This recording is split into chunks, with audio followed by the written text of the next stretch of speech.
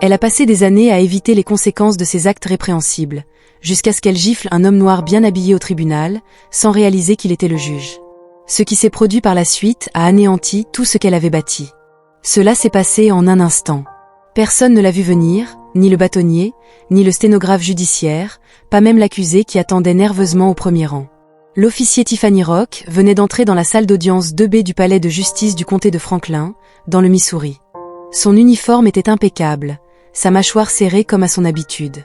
Elle s'était forgé une réputation au cours de la dernière décennie. Autoritaire, inflexible, et pas quelqu'un que l'on aimerait croiser. Ce matin-là, elle avait été convoquée pour témoigner dans une affaire mineure de possession de drogue, mais elle n'est jamais parvenue à la barre des témoins. Elle a aperçu un homme noir bien habillé, debout près de la barre, en train de discuter calmement avec l'un des avocats. Sans hésitation, elle a traversé la salle d'audience à grandes enjambées et l'a giflé avec force. Le bruit a résonné dans la pièce comme un coup de fouet, suivi d'un halètement collectif et immédiat. On pouvait entendre le bruissement des papiers et le bruit d'un stylo tombant au sol. Le temps a semblé s'arrêter. Tout le monde était figé. L'homme n'a pas bougé, n'a pas crié, ne s'est pas précipité, n'a même pas levé la main. Il a calmement ajusté sa cravate, a effleuré sa joue du revers de la main et l'a regardé droit dans les yeux. « Je suis le juge Antoine Kelly », a-t-il déclaré d'une voix calme et posée, « et je préside cette salle d'audience aujourd'hui. » Ce silence n'était pas seulement le résultat du choc, c'était un poids écrasant. Tous les regards étaient rivés sur Tiffany, qui semblait avoir avalé un seau de clous. Elle cligna des yeux une fois, 2 fois, sa bouche bougeant à peine comme si elle tentait de former des mots. L'huissier, incertain de ce qu'il devait faire, se déplaça nerveusement près de la porte. Le jeune défenseur public qui se tenait à proximité tendit instinctivement la main vers son téléphone pour enregistrer la scène, aussi discrètement que possible. D'autres firent de même en quelques secondes. Au moins 4 téléphones capturaient le moment où Tiffany tenta de parler. Je pensais qu'il n'était pas censé y avoir de telles choses, mais il était trop tard.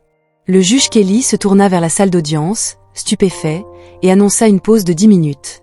Sur ce, il entra dans son cabinet, silencieux, son expression indéchiffrable. La pièce resta immobile. Personne ne savait s'il fallait se lever et s'asseoir ou quitter la salle. Tiffany n'a pas bougé.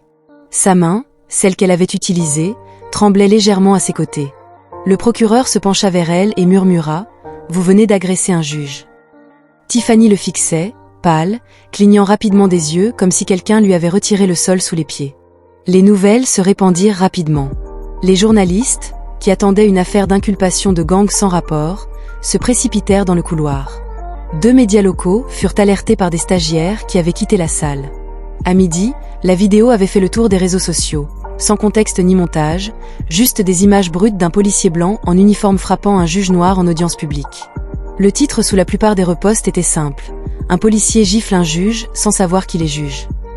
Au début, certains commentateurs pensèrent qu'il s'agissait d'une mise en scène, mais la vidéo était trop claire, trop chaotique dans ses détails. La vraie vie n'a jamais besoin de musique de fond ni d'angle tape à l'œil, juste une tension brute et des expressions authentiques. Puis les réactions arrivèrent, avocats, militants, anciens accusés, chacun avec leurs propres histoires. Certains reconnurent immédiatement Tiffany, d'autres la connaissaient de réputation. Le juge Kelly, quant à lui, resta silencieux.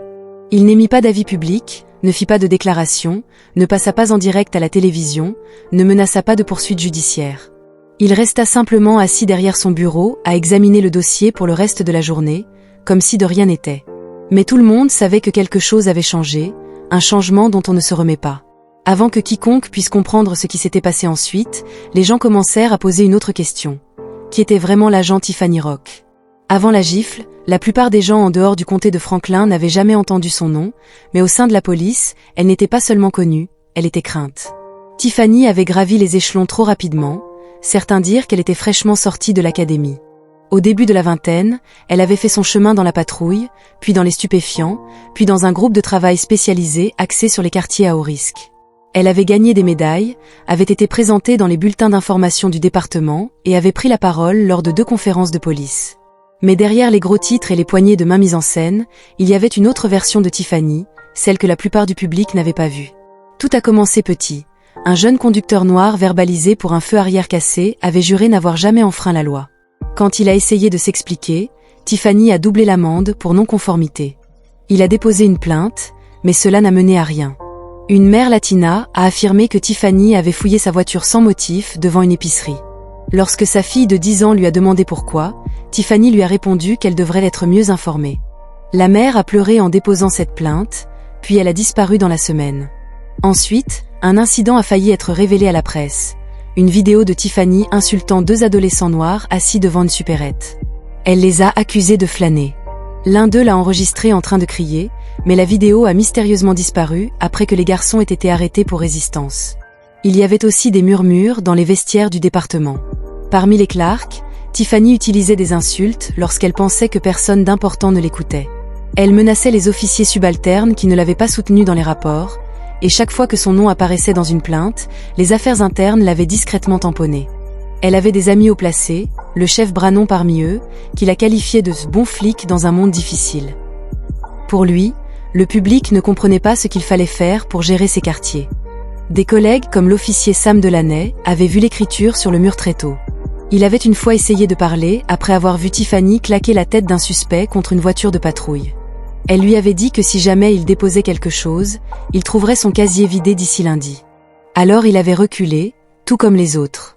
Non pas parce qu'ils étaient d'accord avec elle, mais parce que Tiffany était le système, pas un bug, pas une exception. Elle était ce à quoi cela ressemblait lorsque le pouvoir rencontrait les préjugés et s'enveloppait dans un badge. Ce n'était pas seulement ses actions, c'était l'arrogance qui venait avec le fait de savoir qu'elle était intouchable. Il y a eu un moment, environ 6 mois avant l'incident au tribunal, lorsqu'un officier débutant, Jordan, a déposé une objection formelle après avoir roulé avec elle pendant 2 semaines. Il l'a vu arrêter 6 voitures en une seule journée, toutes des conducteurs noirs, toutes dans le même rayon de 3 pâtés de maison. Pas une seule contravention n'était justifiée. Il a écrit dans le journal interne et a été transféré au bureau de service 2 semaines plus tard. Tiffany a reçu une mention élogieuse. Le problème n'était pas seulement Tiffany, c'était le fait que les gens la laissaient s'épanouir, que son ascension dans le département ne s'était pas faite malgré son comportement, mais à cause de cela. Cependant, des fissures commençaient à se former bien avant qu'elle ne frappe le juge Kelly. Les anciennes plaintes refaisaient surface tranquillement. Les affaires internes avaient changé de direction et les nouveaux membres du conseil municipal n'étaient pas aussi impatients de tout balayer. Tiffany ne s'est pas adaptée, elle a même redoublé d'efforts.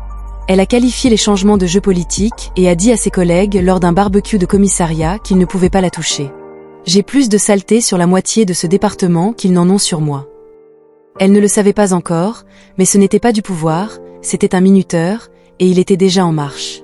Mais lorsqu'elle a frappé la mauvaise personne au tribunal, au pire endroit possible, le minuteur a atteint 0 et toute la machine sur laquelle elle comptait a commencé à crachoter. Lorsque le juge Antoine Kelly est retourné dans son cabinet, il n'a pas claqué la porte, il n'a rien jeté, il n'a pas crié. Il s'est simplement assis, a pris une inspiration, s'est penché en avant et a attrapé la pile de dossiers sur son bureau comme si c'était un mardi ordinaire.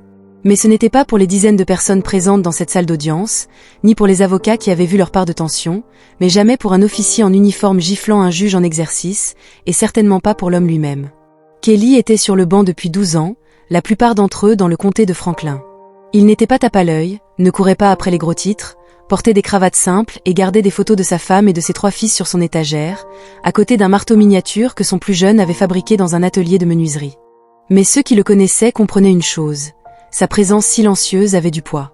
Il avait grandi à Saint Peter, Missouri, premier de sa famille à aller à l'université puis à la faculté de droit.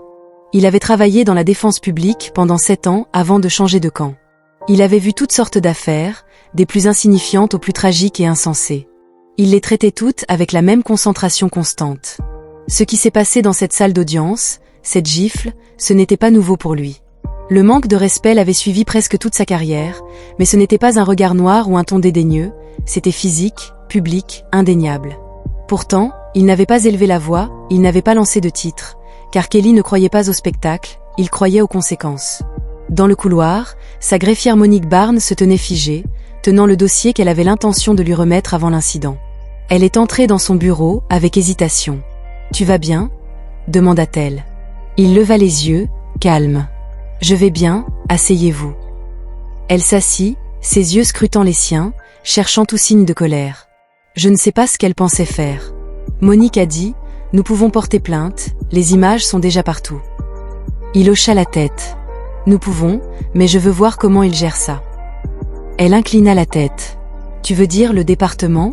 Tout le système ? » Il répondit en croisant les mains, « Voyons si c'est toujours allergique à la responsabilité. » Monique cligna des yeux. Elle connaissait son style, cela signifiait qu'il n'allait pas insister. Il allait attendre et les laisser montrer leur jeu. À l'heure du déjeuner, le nom du juge Kelly était en danse. Les gens l'ont reconnu grâce à un discours de remise de diplôme qu'il avait prononcé dans un lycée local 2 ans auparavant.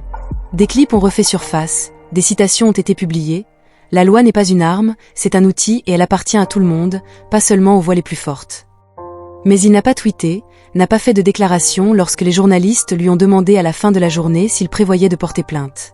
Il a simplement déclaré « J'attends le même niveau de professionnalisme et de responsabilité que j'ai montré aux autres au cours des 12 dernières années. Je fais confiance au système pour gérer cela correctement. » C'était un défi masqué sous le calme, et les gens l'ont relevé. Pendant ce temps, à l'intérieur du département, les choses étaient déjà mal à l'aise. L'assistant du chef avait laissé 3 messages sur la messagerie vocale de Tiffany. Le conseil juridique du comté a envoyé une demande discrète aux ressources humaines et au moins 2 officiers subalternes s'étaient déclarés malades, ne voulant pas être entraînés dans la tempête qui se préparait. Kelly n'a pas insisté, car il n'y était pas obligé.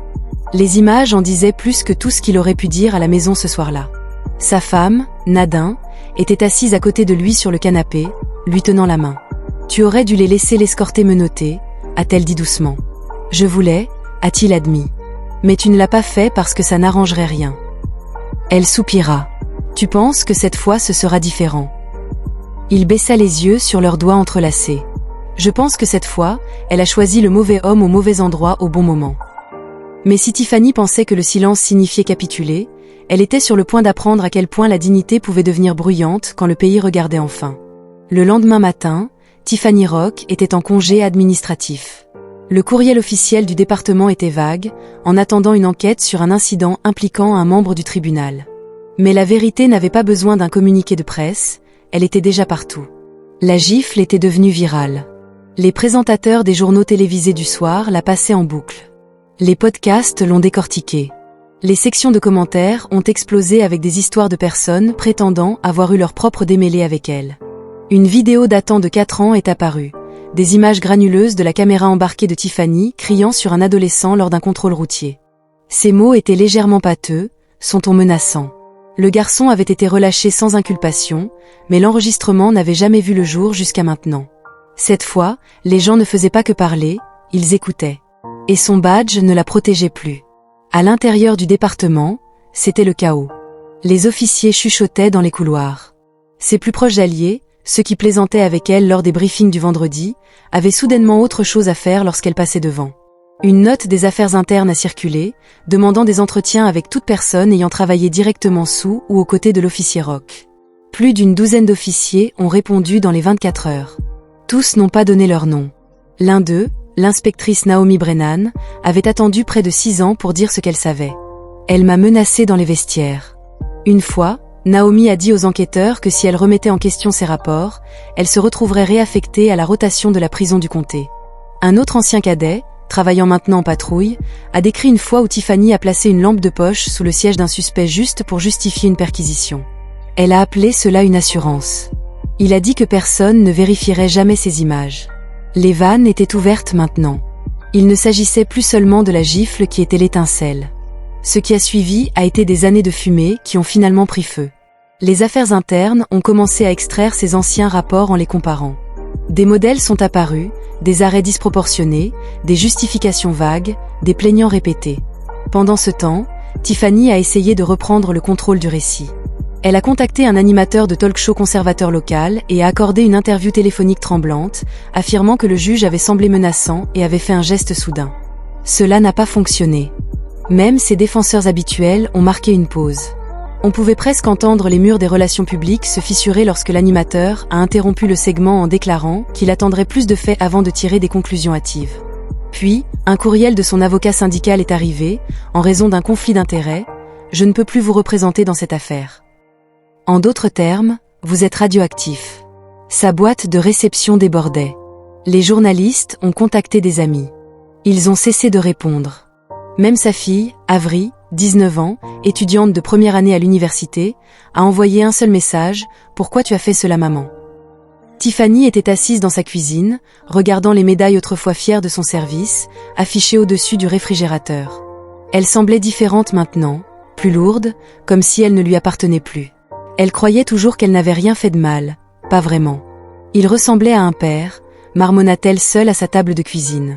Il n'aurait pas dû être là, habillé comme ça, parlant comme s'il dirigeait l'endroit. Mais au fond, elle savait que ce n'était pas une question de ce que le juge Kelly portait ou de l'endroit où il se tenait. C'était une question de son impulsion, celle qu'elle n'avait jamais remise en question, celle qui lui avait valu des promotions, du respect et de la peur, mais jamais de responsabilité. Et maintenant, cette impulsion s'était transformée en boulet de démolition. 2 jours après l'incident, le département de police du comté de Franklin a tenu une conférence de presse pour la première fois en 15 ans. Le chef était flanqué d'un conseiller juridique. Nous ne cautionnons pas les actions de l'agent Rourke dans la salle d'audience. Une enquête interne est en cours. Nous prenons cette affaire très au sérieux. Il n'a pas qualifié Tiffany de bonne policière, il n'a pas dit qu'elle avait servi avec distinction, il n'a rien dit qui ressemblait à de la protection, juste des faits froids et distants. Tiffany a regardé la conférence de presse à la télévision de son salon, comme tout le monde. Mais si elle pensait que le silence de ses pairs était le pire, elle était sur le point de découvrir ce qui se passe lorsque toute la structure sur laquelle elle s'appuyait commence à s'effondrer, une brique à la fois. Tiffany avait l'habitude de traverser le département comme si elle en était la propriétaire, mais plus maintenant. Les quelques personnes qui la regardaient encore le faisaient rapidement, nerveusement, comme si elle ne voulait pas être vue près d'elle. Son ancienne emprise de fer sur le commissariat avait disparu, laissant place à une sorte de vacances gênantes, comme si quelqu'un avait décroché un portrait de travers, mais le clou était toujours planté dans le mur. Le congé administratif s'éternisait, pas de chèque de paie, pas de badge, pas de réponse, juste l'attente à la maison. Son monde se rétrécissait rapidement. Sa fille Avery n'avait répondu à aucun SMS depuis la nuit de l'incident. Elle n'avait jamais été proche, pas vraiment. Tiffany l'avait élevée avec des règles, sans chaleur, mais maintenant, le silence la piquait d'une manière différente. Elle a essayé d'appeler une fois de plus. « C'est ta mère, s'il te plaît, parle-moi. » La ligne était morte après la première sonnerie. Tiffany a regardé son téléphone pendant un long moment avant de le reposer face cachée. Elle avait passé tellement de temps à penser qu'elle était celle qui contrôlait, que la peur des gens signifiait le respect, que les plaintes internes n'étaient que du bruit de la part de gens qui ne comprenaient pas le travail. Mais maintenant, assise à sa table de cuisine, les stores à moitié fermés pour éviter le fourgon de caméra de l'autre côté de la rue, tout ce qu'elle avait, c'était du temps et du silence. Elle n'avait pas encore été inculpée, mais le département ne la protégeait plus, le syndicat était devenu silencieux, les avocats avaient cessé de répondre, et en arrière-plan, d'autres accusations avaient été portées. Un groupe de surveillance des droits civiques a déposé une pétition demandant un examen indépendant de chaque cas qu'elle avait traité au cours des 5 dernières années. Un par un, les noms se sont présentés, d'anciens suspects, d'anciens officiers, même un juge à la retraite qui se souvenait que Tiffany avait crié sur un accusé en plein procès, quelque chose qu'il avait considéré à l'époque comme du stress. Elle est allée en ligne pour lire les commentaires, juste pour voir. C'est exactement pourquoi nous avons besoin de réformes. Cette femme pensait qu'elle était au-dessus des lois. Elle s'est enquise du mauvais juge, Dieu merci, et puis les pires commentaires venaient de gens qui prétendaient être ses amis. J'ai toujours eu un pressentiment étrange à son sujet, elle était toujours trop agressive. Je me souviens qu'une fois, elle a ri après avoir fait pleurer un enfant dans une salle d'interrogatoire. Ça m'est resté en tête. Ce n'était pas une trahison, c'était une époque, comme si elle n'avait jamais appartenu à eux. Sa messagerie vocale était pleine de journalistes, d'avocats civils, même une femme d'une société de documentaires demandant si Tiffany serait prête à partager sa version de l'histoire. Elle n'a pas rappelé. Le seul endroit où elle se sentait un peu en sécurité était son garage, assise dans la voiture, moteur éteint, porte verrouillée. Elle passait des heures là-dedans à repasser machinalement de vieilles affaires dans sa tête, se disant que rien de tout cela ne se serait produit si ce juge s'était simplement écarté, s'il n'avait pas essayé de faire une scène. Mais peu importe de combien de façons elle l'a déformé, elle ne pouvait pas changer ce qui s'était passé. Elle a giflé un homme en audience publique, un homme qui n'était pas une menace, qui n'était pas un suspect, qui était un juge en exercice, et tout le pays l'a vu. Un après-midi, sa voisine, Madame Bisley, qui lui faisait signe pendant son jogging matinal, est passée avec son chien et n'a même pas jeté un coup d'œil dans la direction de Tiffany. Ce petit moment l'a frappée plus fort qu'elle ne l'avait prévu, le silence, le rejet poli. C'était pire que les gros titres, parce que les gros titres s'estompent, mais être laissé derrière persiste. Plus tard dans la nuit, Tiffany a fait défiler une vieille photo du commissariat sur son téléphone, un groupe d'entre eux debout devant le panneau du département. Elle a zoomé sur elle-même, lunettes de soleil, sourire narquois, main sur sa hanche. Elle pensait qu'elle avait l'air puissante, mais maintenant tout ce qu'elle voyait était de l'arrogance.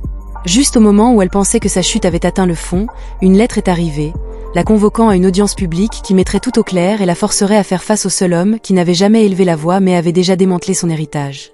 L'audience publique était prévue pour un jeudi matin à 9h30 dans la salle de l'Assemblée municipale du comté de Franklin.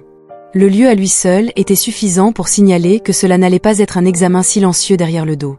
Cela allait être vu. Au moment où Tiffany est arrivée, portant un simple costume noir, sans badge ni arme, la salle était déjà aux 3/4 pleine. Les journalistes étaient alignés contre le mur du fond, matériel audio attaché à leur ceinture, des rangées de chaises pliantes gémissaient sous le poids des résidents, militants et observateurs juridiques. Au deuxième rang, derrière une ligne de procureurs juniors assis, se tenait le juge Antoine Kelly, sans robe, juste un costume gris foncé, les yeux calmes et un bloc-notes posé sur ses genoux. Il n'avait pas l'air en colère, il n'avait pas l'air satisfait non plus. Il ressemblait à quelqu'un qui s'était présenté au travail comme s'il était là pour témoigner et non pour riposter. L'avocat de Tiffany, un nouveau défenseur public au visage frais qui avait pris son cas à contre-cœur, se tenait à côté d'elle, chuchotant des instructions qu'elle n'entendait pas vraiment. En face d'eux, la commission d'examen civil était assise dans un long arc de plaques nominatives en plastique et d'expressions sévères. Un détective à la retraite, un ancien défenseur public, un pasteur local, un organisateur communautaire, un juge d'un autre comté. Ce n'était pas une salle d'audience, mais cela aurait tout aussi bien pu l'être. La présidente, Madame Loretta Vaughn, a commencé la séance rapidement. Elle avait une voix qui coupait le bruit comme un scalpel.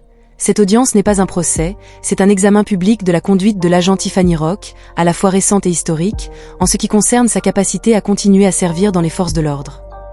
Tiffany a tressailli à l'expression « continuer à servir », comme si la porte était toujours ouverte, comme si ce n'était pas un enterrement pour sa carrière. Ils ont commencé avec les images de la salle d'audience diffusées sur un petit moniteur qui à peine capturait le poids du moment, mais ne laissait aucune place au déni. Le son a résonné faiblement dans le couloir, la gifle, le silence, la voix calme du juge Kelly. Puis vint le témoignage. L'agent Naomi Brennan lut sa déclaration préparée sur la menace proférée par Tiffany il y a 6 ans. Sa voix était ferme mais froide. Ensuite, 2 anciennes personnes arrêtées s'avancèrent, décrivant comment le nom de Tiffany apparaissait dans leurs papiers alors qu'elle n'était pas sur les lieux. Elle avait signé leurs arrestations sans explication. Un témoin après l'autre, pendant que Tiffany restait immobile, les yeux rivés au droit chemin, refusant de montrer une réaction. Puis, vers la fin de la séance, la présidente appela le juge Kelly au micro. Il n'avait pas apporté son bloc-notes, il n'avait pas apporté de notes. Il se tenait juste debout, boutonnant sa veste et parlant. « Je ne vais pas perdre le temps de ce conseil à récapituler ce que nous avons tous vu. C'est déjà un dossier public. Ce que je veux aborder, c'est ce qui vient après la responsabilité, parce que c'est là que le vrai travail commence. » Il marqua une pause, quelques stylos griffés sur du papier. J'ai servi ce comté pendant plus d'1 décennie. J'ai vu des gens faire des choses imprudentes par peur. J'ai vu des gens crier parce qu'ils se sentaient petits. Mais ce qui s'est passé ce jour-là dans ma salle d'audience n'était pas de la peur, ce n'était pas une erreur, c'était un réflexe né de années de pouvoir incontrôlé. Il se tourna légèrement, juste assez pour croiser le regard de Tiffany. Je ne suis pas là pour ruiner la vie de quelqu'un. Je suis là pour rappeler à cette communauté à quoi la justice est censée ressembler et à quoi elle ne devrait plus jamais ressembler. Puis il s'est assis, pas d'applaudissements, pas de hochement de tête, juste le silence. L'avocat de Tiffany a fait quelques déclarations finales, principalement procédurales, principalement implorant la clémence. Peu importe, le conseil a fait une brève pause avant d'émettre sa recommandation. L'agent Tiffany Rock devait être définitivement démis de ses fonctions, tous les avantages révoqués et sa conduite renvoyée au procureur de l'État pour un examen plus approfondi. Elle est restée là, sans expression, alors que la salle se vidait. Les gens ne la regardaient plus comme avant, ni avec peur ni même haine, juste une indifférence qui aurait pu faire plus de mal que tout. Le juge Kelly est passé devant elle en sortant. Il ne s'est pas arrêté, il n'a pas regardé en arrière, parce que certaines personnes n'ont pas besoin de vengeance, la vérité a fait le travail pour elle. Mais longtemps après que les caméras ont cessé de clignoter, la question est restée. Quelle leçon la communauté tirerait-elle du silence qui a finalement fait écouter le système? Les semaines ont passé, les gros titres se sont tus, d'autres scandales ont pris le feu des projecteurs. Mais dans le comté de Franklin, quelque chose avait vraiment changé cette fois-ci. Pas seulement dans les murmures, pas derrière des portes closes, mais dans la façon dont les gens regardaient le système, dans la façon dont ils se regardaient les uns les autres. La salle d'audience où cela s'est produit est restée occupée. Les affaires allaient et venaient comme d'habitude, mais lorsque le juge Antoine Kelly est entré dans la salle, il s'est levé avec un autre type de respect, pas seulement pour son titre, mais pour la façon dont il avait tout géré. Il n'a jamais exigé d'attention, jamais demandé d'éloge, il a juste continué son travail. Un après-midi, après une audience pour mineurs, un jeune défenseur public l'a arrêté dans le couloir. « Puis-je vous demander quelque chose, juge ?» dit-elle en regardant autour d'elle ce jour-là. « Comment avez-vous fait pour rester calme ?» Il a pris une seconde. Il ne voulait pas lui donner ce qu'elle attendait. Puis il a souri, a gentiment hoché la tête une fois et a continué son chemin. Cette réponse lui est restée en tête et a résonné dans le palais de justice d'autres manières. L'officier a commencé à suivre une formation actualisée sur les préjugés, qui n'était pas juste pour le spectacle. Un conseil communautaire a reçu de vraies dents, plus qu'une plaque signalétique et une table pliante.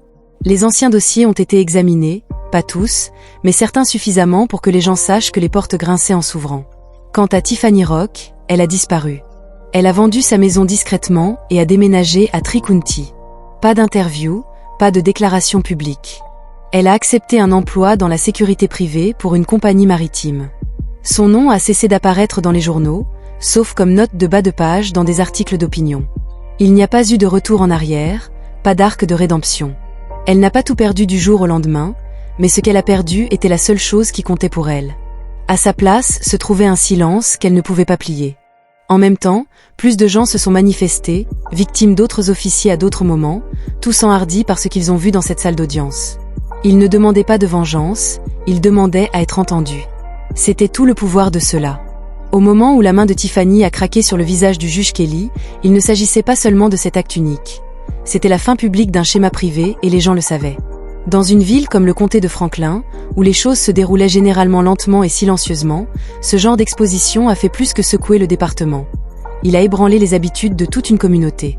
Lors d'une mairie 2 mois plus tard, une femme s'est levée, des lunettes plus anciennes glissant sur son nez, voix ferme. « Je ne veux pas d'autres excuses, je veux des politiques », a-t-elle dit. « Je veux un changement qui n'attend pas la prochaine vidéo virale. » La salle a hoché la tête parce qu'ils savaient ce qu'elle voulait dire, parce que cette fois, ils avaient vu ce qui arrive quand quelqu'un pense que son badge est un bouclier contre les conséquences et que la vérité entre dans la pièce en costume en disant « Je suis le juge aujourd'hui ». Ce n'était pas une histoire hollywoodienne. Il n'y a pas eu de panne de dernière minute, pas de confession dramatique, juste le long et lent processus de quelqu'un tombant d'un piédestal qu'il a construit lui-même et le travail encore plus lent des autres construisant quelque chose de mieux à sa place. Les murs de cette salle d'audience n'oublieraient jamais ce qui s'est passé en eux. La gifle pourrait s'estomper, les caméras pourraient continuer, mais la leçon est restée.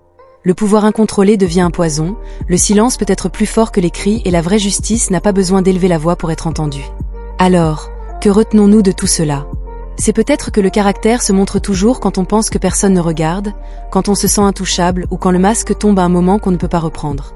Tiffany a construit un empire sur la peur, le juge Kelly a construit sa présence sur la retenue. Un seul d'entre eux a encore une place dans la salle et, au final, c'est à ça que ressemble la justice.